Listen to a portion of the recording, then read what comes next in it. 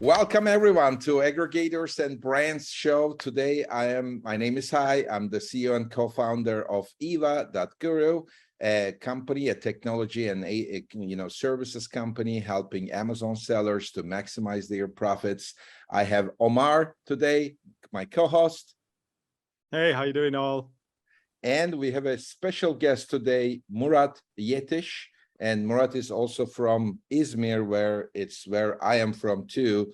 And also, like, we have a nice office in Izmir, our offshore center where we do R&D. So it's great to have somebody from the homeland. So welcome, Murat. Thank you for joining us.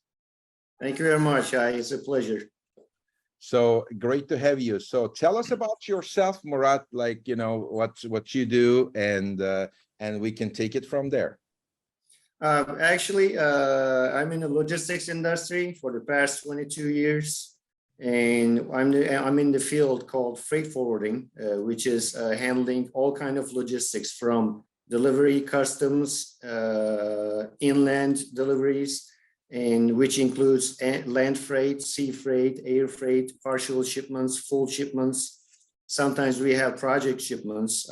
We can, ship whole factory from one country to another country. Wow. And freight forwarding is, and freight forwarding is actually related to only international shipments, not domestic shipments. But the part of our service is, of course, deliver the cargo until the end point of the delivery site and address. And most of our shipments, as my company, Miveka Global Logistics, which I founded 6 years ago, 6.5 years ago, we mainly concentrate on sea freight container shipments. Not we choose, but because of the geographical area of Turkey, and it's mostly sea freight requested country. And since the beginning of my journey in logistics, and also with my own company, Miveka Global Logistics, we carried almost everything from machinery to food stuff, frozen food, airplanes, boats, textile, anything you name it.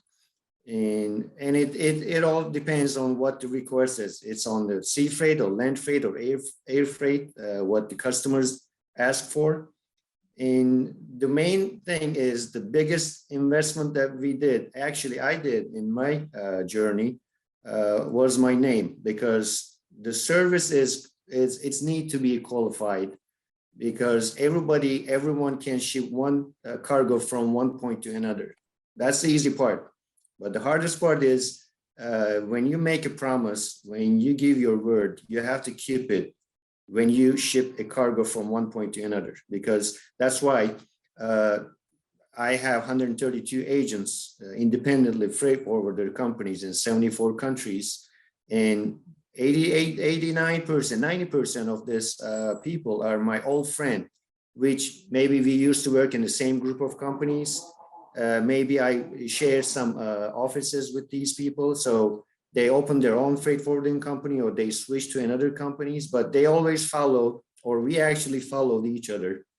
And that brought us in a great friendship and teamwork. So I am really picky on choosing my offices around the world, agents, to give the same word and same promise that I give to my customers, because I don't like to save the day of doing this business. I like to, invest on the future and long-term relationship. And this is the fruit of this investment is 90% of our customers are coming to us by the references. 90%, only 10% of the customers that are the ones that we call and ask them if we can serve them. But as I said, it's a good investment. It's a good image in the market, because logistics is a big, very, really big industry. But on the other side, it's a real small too. Anything you did good can't be here from China. Anything you did bad can't be here from Brazil. So you never know. Very nice. I mean, great introduction, and 22 years of experience in logistics. I think that's also very impressive. And you are talking about being impeccable with your word, like, you know, whatever you say, probably it's mostly about like delivery, which we, myself and Omar, we work a lot with the Amazon sellers. Maybe like 90% of our customers are Amazon sellers.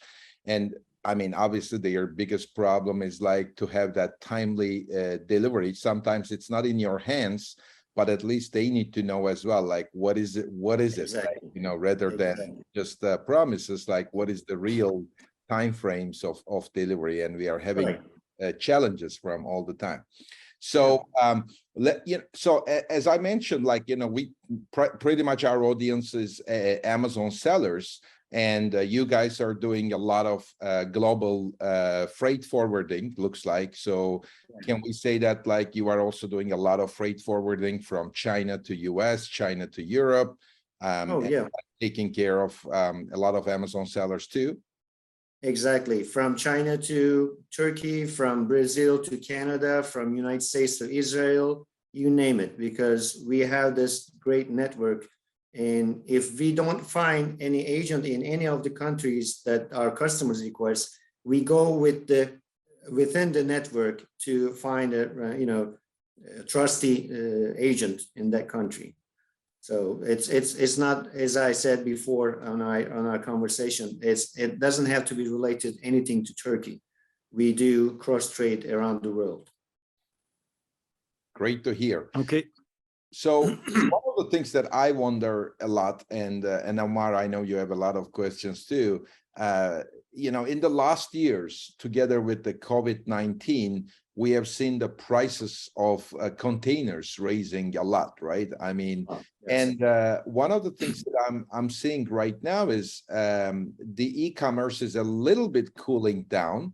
It's still growing, I mean, for sure. But I'm going to show some data around that very soon. Data guy. But it seems like there was a bump with the COVID-19, and now it already cooled down. So that bump is not there anymore. I mean, if you look at the last quarters, like, you know, Amazon just released some data, the growth continues, but it's a little bit slowing down. I assume that there is an impact, you know, not only the e-commerce, but in general, there is an impact to the freight forwarding industry. So can we say that the prices will go down in the next few months, or what? It actually started 2023. It actually started to go down. I mean, for example, any import shipment from China to the West during the COVID time, it was about $15,000, $16,000 per container. Right now, it came down to almost normal prices, about $5,000, $6,000. So, which is a really, really big difference. And that actually stopped importing from China, not only China, but, you know, as a biggest example in the region, that already almost stopped importing of West from the East of the world because of these high freight charges. But now it's coming down, and it's now keeping up of the trade around the world, even if it's import or export. Okay. Wow. I mean, that's some really good information, and you know, because we're working with a lot of Amazon sellers. We obviously had a lot of issues in this time frame when the containers were so super expensive. I think they even went up to 22, if I'm not mistaken, from going from China into the US. So yeah, it was it depends on the length of the right. But you know, 22,000. I mean, like yeah, if you're a mom and pop's business and you usually pay 5,000 and your items, you know, I mean, how much you going to charge your clients if you pay 22,000 for a container? So just you know, they had, I'm sure that so many had to stop selling in that time frame. So this is as well my question, and it's very funny because I was thinking about COVID-19, and obviously it's affected us all still in the business. So I was thinking the same, and I was saying there is a trend in 2023 from what I'm seeing or what is going on, and it's to prepare for new risk events. Means anything else what can come, like COVID-19 or whatever. There is war going on. We never know we wake tomorrow, what is going to happen. I mean, it's very unlikely that we're going to get hit by a all over war over Europe and US and everything, but we never know what's happening. So how do we prepare best for these new risk events? How do you approach this with your company, or in general, when there is supply chain issue, or when there's the container issue? What would be that you don't get taken cold like last time with the COVID? How do companies like yours, for example, prepare now? Well, sadly, nothing has changed. People face with the difficulties, but nothing has changed. And in this nothing has changed section of the trade, we try to come up with new solutions with the deliveries. For example, most of the shipping companies, container loading companies, they stop sending the containers until the door addresses, door deliveries. When for the past year, they've keep telling us they can only deliver the cargo, the container until the port. So the service we used to get from door to door or port to door has just stopped. And now what we do is, because of our network agents around the world, we only get the service, port to port service from shipping lines, and handle the rest with our local agent. Like if I want to send a container to, let's say, Ohio, Dayton, Ohio, but the shipping line will carry my container until from Izmir to New York, and they will just leave the container there. And that stage, my US agent gets into the picture and handles the customs, import deliveries, and the trucking until the Dayton, Ohio. So nothing has changed with the service that the importer exporter used to get, but the difficulty or the process of the freight forwarders has changed. And it takes now longer time, because in the past years, we used to go on the internet, go into the system of any shipping line, get our freight from port to door. But now we use our agent. But this is a good thing because when you have the full service from the shipping line, you cannot control every single step. But when I have the port to port delivery and handle the rest with my own agent, I can control the delivery up to a certain stage, which means if there's a congestion at the port, the vessel cannot unload, or if there's a trucking problem, we know what's going on. Because in the past, we couldn't know. The shipping line would say, well, because of the congestion, but that's not the information that clients would like to hear. They like to hear there's a trucking problem, but we are solving it. So exactly. At the beginning, as I said, every freight forwarder can ship from one point to another point, but that's not the case. The case is if you can come up with a solution in case of crisis. And as Hai said about 5 minutes ago, the customer needs to know what exactly happening. So if there's a problem, we solve it, or we'll solve it, but we will let the customer know what exactly going on, because clarity is important. I have many customers facing with these problems with our service, but not within our service, and we come up with solutions and they're happy with it. Even though they're facing with difficulties, we're coming up solutions and they're happy and they're keep going working with us. So the important thing is, as I said, the transit times has been changed before the COVID time and now. So we used to send a container 20 days from port to port. Now it's changed because, especially in the United States, for the past 2 years, all ports of US has been congested with the vessels waiting to dock at the ports. So one of our customers, one of the key customers of our company is imported from US to Turkey, the foodstuff. We've been discussing the other day. He was saying the freight that we are offering is too much. comparing to other competitive companies. But I found it out the reason of it. The other freight forwarder companies offer from Oakland, California to Izmir direct service with a vessel. That's good because the freight is really low, but it doesn't mean it will get on time because giving a rate is not a big deal. Shipping the cargo on time is the deal. So if I can give you a rate, get your load and send the container to the terminal of Oakland and keep the container for 20 days, it doesn't make sense. What we do is we ship the container from Oakland by land or on rail to Norfolk or Charleston port. That will increase the rate, but that will decrease the transit time and my customer's patience. So that's some of the solutions that we come up with.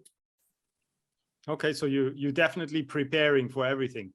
Exactly. Yes, we have to. Okay, and there is one more thing as well, because of this, I mean, because of COVID and everything, a lot of sellers, especially in the Amazon world, what we see is increasingly into inventory reserves. Means that now they don't just send one container, they suddenly send 3. You know, whoever can afford it wants to store and wants to fill up as much as you can, especially in Q4 now, you know. But now we see the trend as well coming through in throughout the year. Is this as well something you can see at the moment? I mean, that means that we have a lot of more money implicated in the game now as before. Yes, because it makes sense for the importers or exporters on the sense of paying too much for the duties, customs process. So sending one container will, this guy will pay the same amount, but if he can deliver 5 containers at one time, he will pay the same amount that he will spend for one container for the customs, not the duties. But so that makes sense. Everybody is trying to save more money, sure, and try to cut down the cost. I think, Hai, you have seen this as well, because you are directly dealing as well with warehouses, or you providing the service, and now as well. And I can imagine, because you mentioned before that your warehouses get very, very fast filled up to the top. And I think this is as well a good indication that people are actually storing their stuff, not only bringing a few in, bringing a lot more than before, because Amazon is not reliable anymore for the warehousing.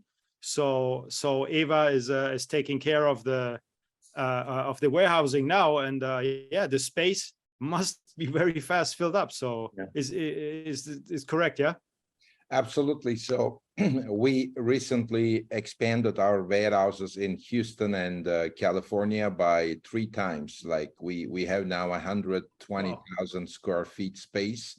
But I can tell you that just in the last 2 months, 20% of that capacity is already gone, exactly for the same reason. Because again, before the COVID, there was this notion of, hey, we can do micro shipments from China, which would be the best, like in terms of like replenishing the Amazon or any type of like e-commerce business requirements. But it's almost impossible. Like I think, Murat mentioned a great 2 points here that I take to on my side, because it's not an area which I am an expert, but one is like, send more if possible, so that you don't need to pay for extra customs. And second is the time. And before that, like, I want to show you one thing, which is that what I was talking about, this COVID bump, right? And if you look at the Amazon business, there was a bump related to COVID, but as we are entering into Q3, you can see that the e-commerce business is still growing, but at the same time, it's growing, but the real kind of the growth, it's now coming to become more realistic, as the time goes. So that's, I think, important to mention that almost the COVID impact is over, and that's why we see the container prices going down. But it doesn't change the fact. Now, coming to a second point you mentioned, we have a customer who said, hey, my inventory limits on Amazon FBA is today 20,000 pieces. So I don't need the 3PL, just send it over, okay? And we told him, Okay, fine, we can do that. But 2 days later, just 2 days, sorry, 2 days after the conversation, 20,000 limit on Amazon is reduced to like 18. And then 2 days later, it went down to 9,000. And it just happened. Yeah, it right? was Because terrible. Amazon doesn't tell you, or I mean, at the end of the day, Amazon, we call it the god of e-commerce. So whatever comes from the god, you do not complain that much because there is nothing you can do. So in 1 week, the inventory limit went from 20,000 down to 9,000. And there is no guarantee or nothing can prevent that to happen again to any seller. So it makes a lot of sense to definitely get to a 3PL and try to send maybe I think what I'm seeing today is like everybody's sending almost like 1 year of sales in one shot, or maybe 2 times a year. Right. One of the things that I also see, Murat, and I want to get your opinion on that. So our warehouses is in Houston. I mean, it's not that easy to know, obviously, every single port and how the things are processed in the port. But a lot of European sellers, they send to East Coast of US, right? And one of the things that we realize is like Houston, normally a container gets into Houston maybe with a 4 to 5 days delay, or let's say 4 to 5 days more compared to New Jersey. But when anything lands in Houston, we got it in 1 day. If anything lands in New Jersey, it takes sometimes 2 weeks to get it out of that customs clearance. So most of the people, like, they also don't know, like, for example, which port is better, faster versus the other one. I think that's also an important thing. For example, we are very happy with one of the biggest brands in Europe. It's also very famous in Turkey, but I wouldn't mention the name. Sure. Maybe after the call. But like, they had questions about why not to land in New Jersey, and then we told them about Houston, and it was so fast. It took us like in 24 hours we had this in our warehouse next to the port. What's your kind of like advice on that, like the port, because it's also correlated with the question with what your example, which is rather than Oakland, like let's say from Auckland to Europe, it's like Norfolk to Europe, but using the land, because the key point is not to sometimes sometimes to make $1,000 additional money, but really to take the things on time, right? I mean, it's more important. Exactly. Well, I agree with you for the port issue, because if you send to New Jersey, New York, it will, let's say from Turkey, it takes 16 to 18 days for port to port. Right. But due to the congestion at New Jersey area, New York area, that vessel will not dock to the port, and we will wait for maybe 15, 20 days, which is almost equal transit time from Turkey to Houston port. So the customer will say, or the importer will think about, is it the transit time up to Houston, or the struggle that I would like to face with in New Jersey comparing to Houston, as you said, because Houston is is the most easy port right now comparing to east and west coast of US. And sometimes we do use Houston to deliver the goods to California side, west side, right, and over up Midwest, actually even Midwest, not choosing the eastern ports, but just send it to Houston. Like, it depends on the commodity too, which is, I think it's similar thing with your customer profile. Like when we send it marble import and exporter, they're not in rush because there's no shelf life of this product. So they can wait for 15 days transit time to Houston. But for food stuff, they are always rushed to deliver to New York. But we always warn them, New York, yes, it's a quick transshipment, but it's not the final point that you will face with. So we always, when we offer a rate to our client, we always give the options. 16 days, cheap, 50 days, higher rate. So you'll pick. And we keep warning everybody about congestions, about obstacles that they will face, or their importers will face with. So I agree with you for the port situation. Even something that you may not know, which is, I think, something really interesting if this is integrated into the conversation, is like a lot of, so at the end of the day, for an Amazon seller, it is important to deliver to an Amazon warehouse. For example, in Houston, from the 3PL to the Amazon warehouse, it's a 24 hours thing. Like you call the Amazon guy and they will pick it up right away. Now, anybody like watching us in California or in New Jersey area, they know that it's not the case at all. In California, they tell you like, I'm going to pick it up next week, and they come 3 weeks later. Because of that, for example, we have our own trucks. Like we do not call Amazon, but we send it to Amazon, because nobody understands, like, because it becomes our problem, right? Like, I have the goods with you now, like, why don't you send? And we are like, hey, that's Amazon service, right? They're going to come and pick it up, but they don't. Same thing with New Jersey. Like, and even if they pick it up, they take the stuff, send it to the warehouse, the Amazon FBA warehouse, but then they do not receive. Like, that's the other thing. Like it's like at least a week, if you are lucky, and the status of the products is like in receive, like they are in inbound. So it's not received yet, where in Houston, the receival time is like 1 or 2 days. So these are also kind of like important things that we discovered in our journey in the last 10 years that we are dealing with Amazon. And like we know that it's not easy for Amazon to change everything, although they provide all types of warehouses, freight services, even from China. But at the end of the day, the customer needs that flexibility, transparency, and they want to talk to someone that they can tell what they want. So it all comes to that type of points as well.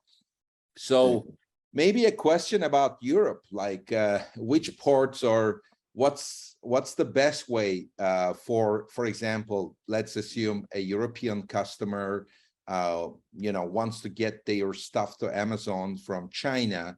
What would be your suggestions in terms of routes?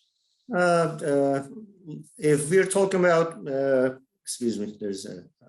if you're talking about Mediterranean coast, like France, Spain, Portugal, the ports are really accurate right now. There's no problem at all. Even for south of Germany, we use French ports, for example, because of the transit time and also the flexibility. But for the Northern Europe, which we call continent area, we suggest them to use Antwerp or Hamburg ports. So, what about Poland? Is it Poland as well? Sorry to interrupt you, because yesterday I had a webinar with Allegro. Allegro is one of the big marketplaces in Poland. So does it as well?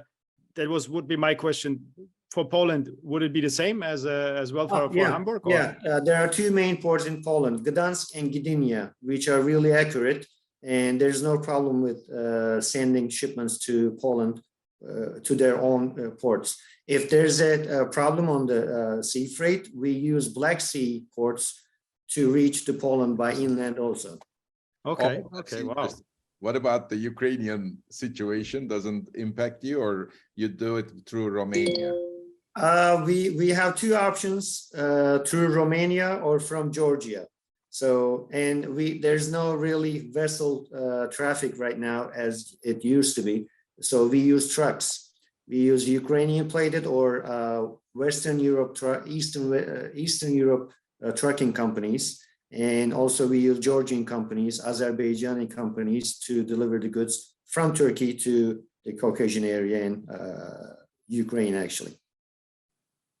And the good thing, I would like to add this also, the good thing about comparing to COVID time, now we can easily find containers, because during the COVID time, you used to get the rate, you used to offer and get the booking from shipping line, and you even target a vessel. And when you say, okay, I have 20 containers for this vessel, the shipping line will say, I can't give you even one container.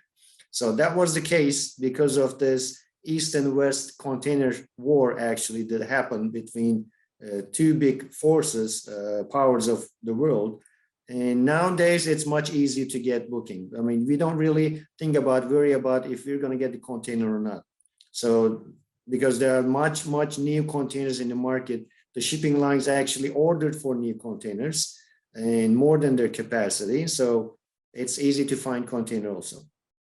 Okay. Wow, that means super flexible now, huh? Hi, what do you think? Yes, It's actually, wow. yeah.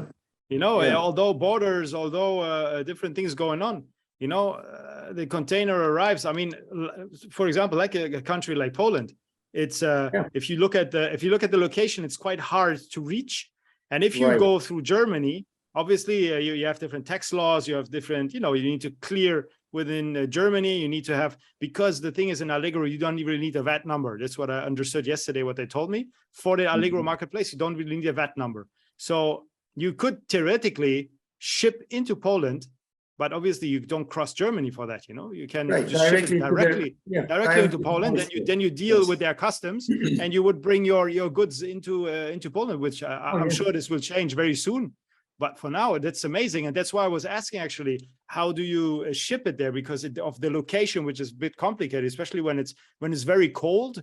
You know, there can arise a lot of problems from that side of the world. So yeah, it's amazing that you actually, I didn't even think about it, that you go Black Sea and then by trucks, and wow, amazing. Yeah, there are like so many different ways, by the way. I mean, it's becoming a very interesting conversation, and I know we are coming to the end of our time, but I want to ask a special thing, you know, because and maybe we will not find a solution now, but okay, it's a kind of a personal thing as well. Like, so at EVA, so we have the US warehouses, and our US customers are demanding us to have a warehouse in Europe.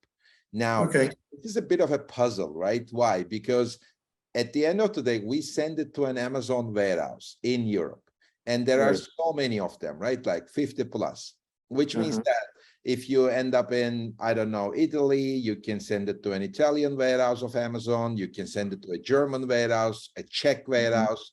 So which means that it doesn't matter really like where you end, because what matters is like from the port, what's the distance to an Amazon warehouse. I mean, I would be, and then then there are other parameters like what's the cost of a warehouse in that port area, what's the cost of labor and rent. You know, these are the two main things, by the way, that you need to pay. So what would be your suggestion for our next investment? Like if we want to get a warehouse, I know that it can be a difficult one, that we can take it offline, but I mean, maybe you already have a suggestion that, hey, from my point of view, the best warehouse location would be here, something like that. Actually, I would say two regions would be more useful. Up in the continent side, around Germany, northern Germany, close to Hamburg port maybe, or Belarus, not the Belgium area, German, Belgium, and Netherlands. That three ports, it's connected with the great service and one of the best hub in that area. That will be, and the second one would be Italy, of course, because of not all the shipments coming from enter through the Spain to Mediterranean. They go from the Arabian Peninsula. So it will reduce the transit time if they use Arabian Peninsula and enter to Mediterranean and go to Italy. And Italy has a great railway lines through Europe. So that's why we choose also for the European shipments from the Mediterranean entrance besides the French. So up in north, Germany, northern Germany, or the close to Belgium and Netherlands region. And on the south, it will be Italy, more useful. And Italian customs are more flexible and fast operating. Omar, it also kind of another thing about what you mentioned about that. I heard that it will take a lot like faster in Italy to get a VAT number, Yes. you know, and Yes, things they're like the that. fastest. It will be fastest, it will be maybe the cheapest. And as soon as you have an Italian VAT number, then you can, you know, send it to anywhere else in Europe, right? Maybe excluding UK. UK might be a totally different animal. Yes. But what the next question, you know, because it doesn't matter, like, you know, the stuff is coming from China, whether it's going into south or north, doesn't matter, Right.